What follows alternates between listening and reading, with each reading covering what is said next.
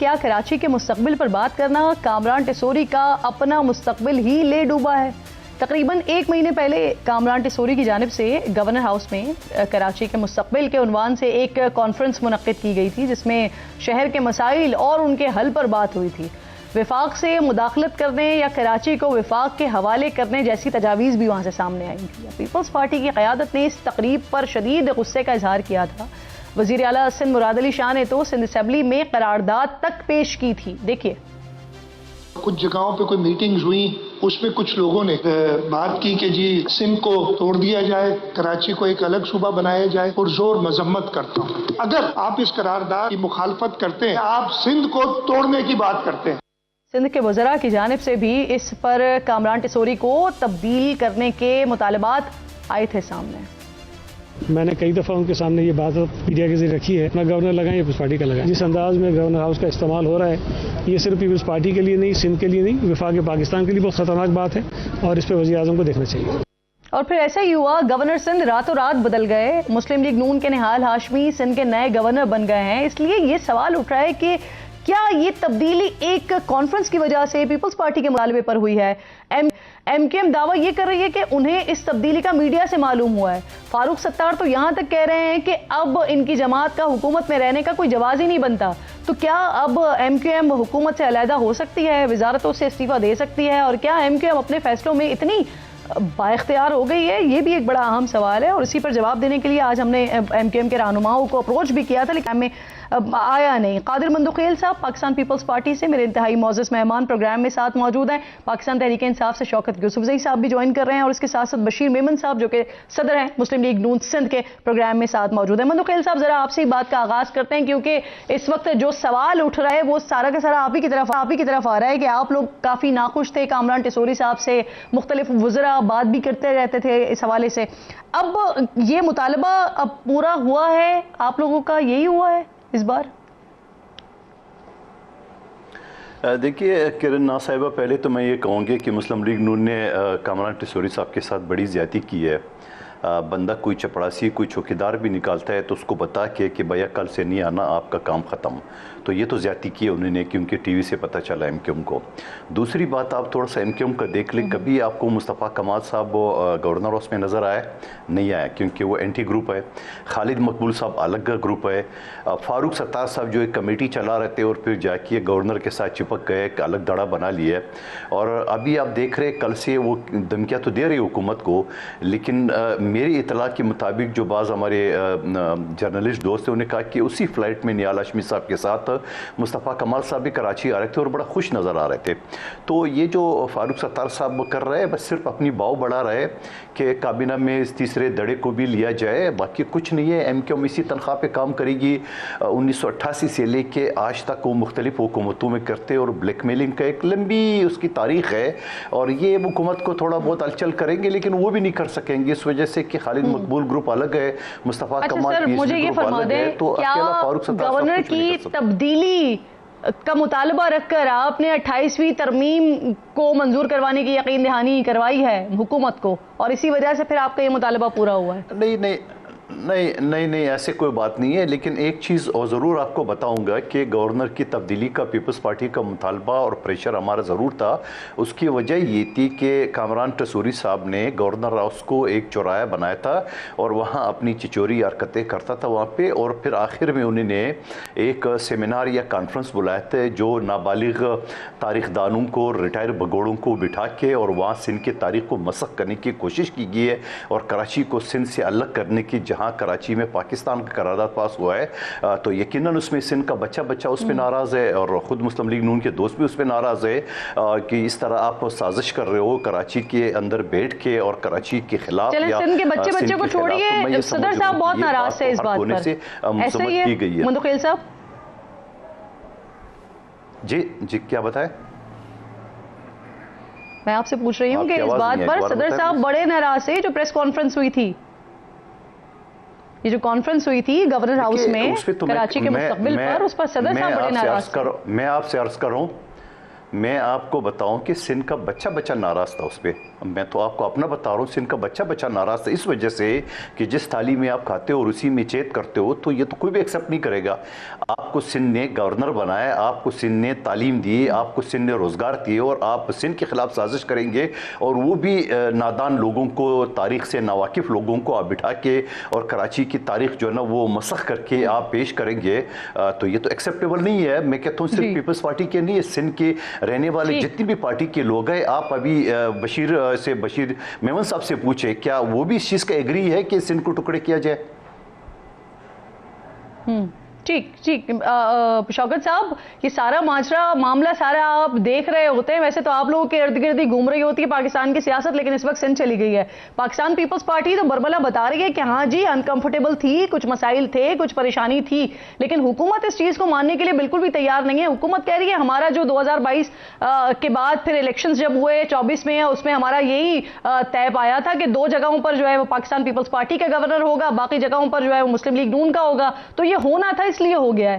تو یہ واقعی اتنا ہی سادہ معاملہ ہے, حکومت بتا رہی ہے. بسم اللہ الرحمن الرحیم, بہت شکریہ. میرے خیال سے گورنر لگانے کا اختیار وفاقی حکومت کے پاس ہے, انہوں نے کافی دیر سے اس کا استعمال کیا, لیکن چونکہ سندھ کے معاملات ہیں, وہاں پہ ایشوز ہیں, اور اس طرح ڈیلیور نہیں کر پا رہی ہے پیپلز پارٹی, جس کی وجہ سے لوگوں کی آوازیں اٹھ رہی ہیں وہاں پہ. اسپیشلی میں اربن ایریا کی بات کروں گا, جو کراچی کے حالات ہیں اس وقت وہ انتہائی نامناسب ہیں. اگر آپ کوئی سا بھی ان کا منصوبہ اٹھا کے دیکھیں, سڑکیں کھدی ہوئی ہیں, دھول اٹھ رہی ہے, برے حالات ہیں, ڈکن کھلے ہوئے ہیں, لوگ اس میں گر رہے ہیں, سنیچنگ ہو رہی ہے. تو آئی تھنک کہ ان کو اپنے گورننس پہ بھی فوکس کرنا چاہیے. جب گورننس آپ کی ٹھیک ہو تو پھر ایک گورنر کی اس سے آپ کو کوئی خطرہ محسوس نہیں ہوتا ہے. لیکن یہاں پہ دیکھیں کہ ایک ایسے گورنر جس کی اپنی پارٹی بھی اس کے حق میں نہیں تھی, تو اس کے خلاف ہونا اور اس کو ہٹانا. تو اب جو نہال ہاشمی صاحب آئے تو وہ کون سے پیپلز پارٹی سے ان کا تعلق ہے, لیکن چونکہ میں نے آپ سے کہا نا کہ وہ نہیں, آج وہ تنقید برداشت نہیں ہو رہی ہے, نہ پیپلز پارٹی سے ہو رہی ہے نہ نون لیگ سے ہو رہی ہے. اور یہی سیاست کا بہت بڑا ڈیلیما ہے ہمارا, کہ ہم اپنے مخالفین کی جو ہے نا وہ برداشت نہیں کر رہے ہیں ان کی جو. حالانکہ بہتر تو یہ ہوتا ہے کہ گورننس پہ فوکس ہوتے, سندھ کے حالات اچھے ہوتے. یہ بات تو بہت آسانی سے کہا جاتا ہے کہ جی یہ بڑا ہب ہے, لوگوں کو روزگار مل رہا ہے, سب کچھ ہو رہا ہے. میں وہ بات نہیں کر رہا ہوں, کراچی بہت پہلے سے ہی روزگار دے رہا ہے, لیکن کراچی کے ساتھ جو سلوک ہو رہا ہے وہ مجھے بہت افسوس ہے, کیونکہ ایم کیو ایم اور پیپلز پارٹی کے بیچ اربن اور رورل کی لڑائی ہو رہی ہے, اور اس کی وجہ سے کراچی بہت سفر ہو رہا ہے. حالانکہ آپ دیکھیں منی پاکستان ہے, پورے پاکستان کو سپورٹ دے رہا ہے, کتنی بڑی اس کی آمدن ہے, لیکن کراچی میں آپ جائیں تو آپ کو نہیں لگے گا. یہ بھی ایڈ کر لینا کہ ایم کیو ایم کو کس طرح سے دیکھ رہے ہیں آپ, کیونکہ ماضی میں بھی ہم نے دیکھا ہے ایم کیو ایم نے صرف یہی کہا ہے کہ ہم حکومتوں سے علیحدہ ہو جائیں گے, لیکن کبھی ہوئی نہیں ہے. تو یہاں پر اس بار پھر فاروق ستار صاحب کہہ رہے ہیں کہ اب تو کوئی جواز ہی نہیں بچتا. تو آپ کو لگتا ہے الگ ہوں گے؟ نہیں, دیکھیں ایم کیو ایم کو بڑی مشکل سے جن لوگوں کو وزارتیں ملی ہیں وہ کبھی بھی نہیں چھوڑنے کے لیے تیار ہوں گے. اور دوسرا یہ کہ ان کی ڈوریں تو کوئی ان کے پاس نہیں ہے کہ وہ خود ڈوریں وہاں تو جہاں سے ہلیں گی تب جا کے میں بتاؤں گا. ابھی تو اس وقت ایسی کوئی صورتحال مجھے نظر نہیں آ رہی ہے کہ جہاں سے ان کو اشارہ ملنا ہے اشارہ ملا ہوگا. کوئی اشارہ نہیں ملا ہے. یہ ایک انٹرنل ان کی چینجز تھی, انہوں نے کر دی ہے. آئی تھنک کہ ایم کیو ایم اس پہ کام کرے گی, کہیں نہیں جائے گی. ٹھیک, بشیر میمن صاحب آپ فرمائیے گا. سر, یہ سندھ میں گورنر کی تبدیلی ہوئی, ہم تو کافی آپ کے اتحادی ہیں, آپ سے کافی ناراض ہیں. ان کی طرف سے تو مشورہ یہ دیا جا رہا ہے کہ اب ہمارا حکومت میں بیٹھنے کا کوئی جواز نہیں بنتا ہے, کیونکہ اس تبدیلی کا ان کو میڈیا سے پتا چلا ہے. سر, کیوں اچانک سے تبدیلی ہوئی کوئی؟ السلام علیکم. وعلیکم السلام. اور آپ کی بہت مہربانی کہ آپ نے مجھے اپنے میں آپ کو ایک عرض کروں کہ ہمارا ایگریمنٹ تھا پیپلز پارٹی کے ساتھ کہ ایم کیو ایم, یہ ہماری جو گورنر سندھ تھا وہ پی ایم ایل این کو جانا تھا, governor Punjab Peoples Party, governor Balochistan P M L N, اور گورنر جو کے پی ہے وہ پیپلز پارٹی. تو ظاہر اس معاہدے پر عمل تو ہونا تھا, اس میں کافی عرصہ گزر گیا تھا. تو شاید یہ ابھی مناسب موقع تھا, کافی دن ہو گئے. ابھی جو ہے وہ ظاہر ہے ہمارے بھی مطلب وہ ہے پولیٹیکل اسٹیکس ہے سندھ میں, تو ہم انشاءاللہ کام کرنا چاہ رہے ہیں. اور ہم اپنے جو گورنر اپنے حساب سے رکھنا چاہ رہے ہیں، اور مجھے نہیں پتا کس طرح پتہ لگا ان کو، کس طرح نہیں پتہ لگا، میں چونکہ ان چیزوں کا پروی نہیں ہوں، لیکن مطلب ہمارے چونکہ وہ اگریمنٹ میں شامل تھا تو ہم نے اس پر عمل کیا۔ اچھا سر، آپ کے ساتھ آپ کے اتحادی ہیں نا، تو ایم کیو ایم کے ساتھ کیا معاہدہ ہوا تھا؟ ان کے ساتھ بھی کیا 2.5 سال والا معاہدہ ہوا تھا، اور اس معاملے پر آپ نے ان کو اعتماد میں نہیں لیا؟ میں سمجھتا ہوں، میں یہ سمجھتا ہوں، جو میں سمجھتا ہوں کہ ان کو ضرور اعتماد میں لیا گیا ہوگا، ڈیفینیٹلی لیا گیا ہوگا اعتماد میں، اور ایم کیو ایم ہمارے دوست ہیں، ہمارے اتحادی ہیں، اور ہمارے اتحادی رہے ہیں، اور ہم نے الیکشنز بھی ساتھ لڑے ہیں، اور ظاہر ہے ایک نمائندہ جماعت ہے لوگوں کی، تو ہم نے ضرور اعتماد میں لیا ہوگا اوپر ہماری سے۔ سر ایک بات جو ہو رہی ہے وہ یہ کہ پیپلز پارٹی کے دباؤ پر حکومت نے یہ تبدیلی کی ہے، اس میں کتنی حقیقت ہے سر؟ اب چونکہ مجھے پتا نہیں ہے، میں نے تو میڈیا میں ہی سنا تھا پیپلز پارٹی یہ کہہ رہی تھی، میڈیا سے پتا چلا، نے بھی ایک ریزولوشن پاس کیا تھا، لیکن مجھے نہیں پتا کہ اس سے اس کے اثر پڑا ہے یا نہیں پڑا ہے، لیکن یہ کہ ہم نے اپنی چیز جو شاید پہلے نہیں لی تھی وہ ہم نے اپنی واپس لے لی ہے، وہ کوئی ایسا ایشو نہیں ہے، میں نہیں سمجھتا کہ کوئی ایشو۔ ویسے میمن صاحب، آپ کو بھی تو گورنر بنانے کے حوالے سے نام سامنے آتا رہا نا، لیکن پیپلز پارٹی کو غالباً آپ کے نام پر اعتراض تھا۔ میں آپ کو ایک عرض کروں، یہ نہال ہاشمی صاحب ہیں، ہم دونوں مسلم لیگ نواز کے میاں نواز شریف صاحب کے کارکن ہیں، ہم کوئی بھی میں نے بات ہی کی ہے۔ میں سمجھتا ہوں یہ ہماری مسلم لیگ نواز کے لیے بہت بہت تعین فیصلہ ہے کہ ہم اپنے گورنر کو مطلب چلیں اس بات کی تو تصدیق یا تردید کر دیں نا، آپ کے نام پر اعتراض تھا نا کسی کو؟ مجھے اعتراض کی تو بات ہی نہیں ہے، تو میری قیادت کا فیصلہ ہے۔ قیادت نے ہی فیصلہ کرنا تھا کہ بشیر محمد بنے یا نہال ہاشمی بنے، قیادت نے فیصلہ کیا نہال ہاشمی بنے، ٹھیک ہے، آمنا صدقنا، everybody would agree to whatever ہماری پارٹی قیادت، پہلی بات۔ دوسری بات یہ ہے کہ مجھے نہیں پتا کہ مطلب مجھے اعتراض کیوں ہوگا، جی میں کون ہوں تو اعتراض کرنے والا؟ فیصلہ تو میرے قیادت نے کرا، میرے پریزیڈنٹ نے فیصلہ کیا، میرے پرائم منسٹر نے فیصلہ کیا، بالکل ٹھیک ہے، بہت اچھا فیصلہ ہے، انشاءاللہ صحیح یہ ثابت ہوگا سندھ ایک بہت اچھا فیصلہ ہے۔ ٹھیک، بہت بہت شکریہ آپ کا۔ بشیر ابراہیم میں ساتھ موجود تھے۔ آج سہیل آفریدی صاحب وزیر اعلیٰ خیبر پختونخوا، انہوں نے پریس کانفرنس کی، اور پریس کانفرنس میں بہت ساری باتوں کے ساتھ انہوں نے ایک موازنہ بھی کیا ہے، عمران خان کا موازنہ انہوں نے ایران کے شہید لیڈر آیت اللہ خامنہئی سے کیا ہے۔ پہلے ذرا سن لیجئے انہوں نے بات کیا کی ہے، پھر دونوں مہمانوں کی جانب سوال لے کے چلیں گے۔ عمران خان صاحب کوئی معمولی آدمی نہیں ہے، اسلامی دنیا کے وہ لیڈر ہیں، 2 ہی لیڈر تھے، ایک بدقسمتی سے شہید کر دیا گیا اور ایک ابھی اڈیالہ جیل میں ہیں۔ یوسف زئی صاحب پہلے ذرا آپ اس بات کا جواب دیجئے نا سر، یہ موازنہ کرنا صحیح ہے؟ ویسے یہ تو سہیل آفریدی صاحب ہی بتا سکتے ہیں، کیونکہ خامنہئی صاحب جو ہے وہ ظاہر ہے وہ تو کوئی الیکشن کے ذریعے تو نہیں آتے تھے، ان کی اپنی طور سیاست تھی، اور عمران خان تو ایک سیاسی الیکشن لڑ کے سیاست کرنے والی جماعت کے سربراہ ہیں، تو آئی تھنک کہ اس میں وہ موازنہ تو نہیں ہو سکتا، لیکن ظاہر ہے خامنہئی صاحب کی جو سٹینڈ تھی، جو اپنے اس پہ انہوں نے سٹینڈ لیا اور سٹینڈ لے کر اپنی جان دی، قربانی دی، تو اس حوالے سے انہوں نے بات کی ہوگی کہ آج عمران خان بھی اسی طرح سٹینڈ لے رہا ہے، تو آئی تھنک یہ تو میں اس پہ زیادہ بات نہیں کرنا چاہتا۔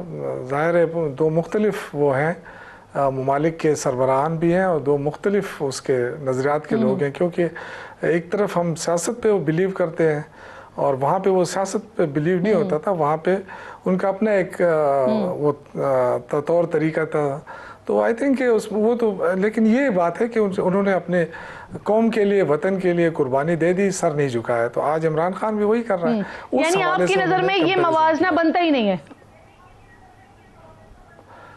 نہیں، مطلب اگر اس لحاظ سے ہے تو پھر تو ٹھیک ہے نا، مطلب یہ کہ انہوں نے اپنی قوم کے لیے جان دی نا، وہ اگر وہ امریکہ کی کے آگے سر جھکا لیتے تو وہ آج زندہ ہوتے۔ اس کہنے کا مقصد یہ ہے نا کہ آج اگر عمران خان بھی اگر بات مان لیتے ہیں تو وہ تو باہر ہو جائیں گے، جیل سے باہر آ جائیں گے اگر وہ ڈیل کر لے یا مان لے۔ تو آئی تھنک دیکھیں، میرا خیال یہ کہ حکومت اپنے لیے کافی ہے، جو مشکلات پیدا کر رہی ہے نا گورنمنٹ، جو ہم بہت پہلے سے کہتے رہے کہ حکومت کی خارجہ پالیسی ٹھیک نہیں ہے، خدا کے لیے اپنی پالیسی پہ فوکس کرے. ایک اکاؤنٹنٹ کو آپ نے خارجہ پالیسی کا نگران بنایا ہوا تو یہی حال ہوگا. آج آپ کا اسلام آباد محفوظ نہیں ہے. اور سر اس میں جو دلچسپ فیکٹ ہے نا شوکت صاحب وہ یہ ہے کہ اندرون ملک پاکستان تحریک انصاف جو ہے وہ پاکستان کی خارجہ پالیسی کے حوالے سے تنقید کر رہی ہے, ورنہ دنیا میں اس چیز کی بڑی پذیرائی ہو رہی ہے کہ پاکستان نے تمام ممالک کے ساتھ کس طرح سے بنا کر رکھی ہوئی. ایران سے بھی بات ہو رہی ہے, امریکا کے ساتھ بھی بات ہو رہی ہے, سعودی عرب کے ساتھ بھی پیکٹ کیا ہوا ہے. تو یہ تو تعریف ہو رئی ہے پاکستان کی خارجہ پالیسی کی. مجھے اجازت دیجیے مجھے چلیں آپ جملہ مکمل کریں. جو حالات آج ہیں نا یہ حالات ہمارے سامنے کبھی نہیں تھے کہ ہمارے مشرقی مغربی سرحدیں پھر اندرونی طور پہ خلفشار. کیوں؟ یہ حکومت خود ہی بنا رہی ہے نا. آج اگر یہ عمران خان کو اجازت دے دے, ملاقات کی اجازت دے دے, جو ڈاکٹر ان کا علاج کا جو ان کا حق بنتا ہے نہیں, اگر وہ مل جائے تو بہت ساری چیزیں ٹھیک ہو جائے گی. جب آپ اندرونی طور پہ مضبوط تو وہ مشرق وسطی میں جو لڑائی جا رہی ہے اس کو رکوا لیں گے اگر بہنیں مل لیتی ہیں جا کے. شوکت صاحب بہت لمبی طویل بات ہو سکتی ہے لیکن میرے پاس وقت بہت تیزی کے ساتھ ختم ہو رہا ہے اور مندوخیل صاحب کا بھی جواب میں نے اس پہ لینا ہے. مجھے اجازت دیجیے. مندوخیل صاحب یہ جو موازنہ کیا ہے سہیل آفریدی صاحب نے اور پھر بات کو مزید آگے بڑھا دیا شوکت یوسفزئی صاحب نے کہ خان صاحب سے ملاقات کرواتے تو شاید یہ جو مشرق وسطی میں حالات بنے ہوئے یہ نارملائز ہو جائیں گی چیزیں یہاں پر. نہیں کرن میرے خیال میں آپ نے پورے جملہ نہیں سنا. سہیل آفریدی صاحب نے کہا عالم اسلام کے 2 لیڈر تھے, ہے نہیں, اس نے کہا تھے.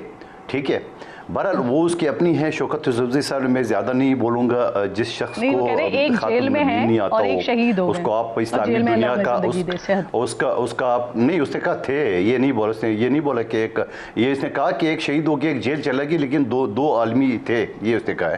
لیکن میں یہ کہوں گا زیادہ بات نہیں کروں گا. جس شخص کو خاتم النبی نہیں آتا ہو اس کو عالم اسلام کا خدا کا واسطہ اسلام کا مذاق نہ اڑائے. ضرور یہ کہہ دے پی ٹی آئی کا رہنما ہے, پاکستان کا رہنما ہے, قائد اعظم کے بعد دوسرے نمبر پہ جو بھی نام دے دو, مگر اسلام کو بدنام نہ کرے, مہربانی کرے. دوسری بات شوکت یوسفزئی صاحب کے خدمت میں عرض کروں, ڈیل تو آپ کی چل رہی ہے. ڈیل تو آپ کی جو ضمانتوں کی درخواست ہے اور یہ میڈیکل ڈیل تو آپ کو چل رہی ہے, مگر یہ شرط یہ ہے کہ حکومت کی کچھ شرطیں, آپ کی کچھ شرطیں ہیں, وہ شرطیں ہو جائیں گی تو کسی وقت بھی وہ فائنلائز ہو جائے گا, چاہے وہ عید سے پہلے ہو یا عید کے بعد ہو.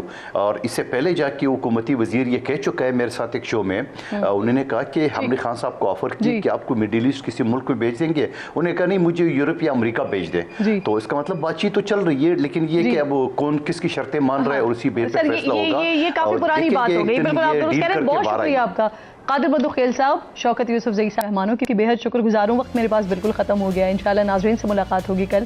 اپنا اور اپنے ملک کا خاص خیال رکھیے. فلسطین کو, مقبوضہ کشمیر کو اپنی دعاؤں میں یاد رکھیے. اللہ نے کے بعد.